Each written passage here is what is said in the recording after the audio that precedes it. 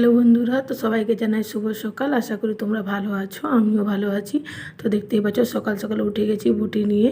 এটা উপরে উঠে গেছি কারণ আমার গাছে পুঁই হয়েছে, সেটা আগের ভিডিওতে তোমাদের দেখিয়েছিলাম। তো সেটা অনেক বড় হয়েছে, তো তার জন্য এটা কাটবো, তার জন্য উপরে উঠে গেছি। তো দেখতেই পাচ্ছ শম্ভু এনেছে কুমড়া, তার জন্য কিছুটা পুঁই লাগবে, তার জন্য কেটে নিচ্ছি।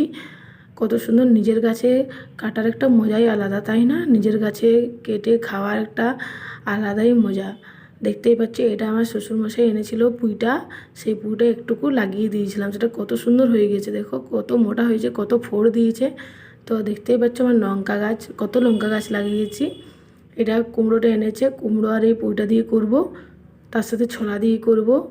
তো কাটা হয়ে গেছে, দেখো খুব ভালো লাগছে। নিজের গাছে প্রথমবার খাচ্ছি, এটা আলাদা একটা মজা। কিনে তো অনেক কিছুই খাওয়া যায়, কিন্তু নিজের গাছে খাওয়ার একটা মজাই আলাদা।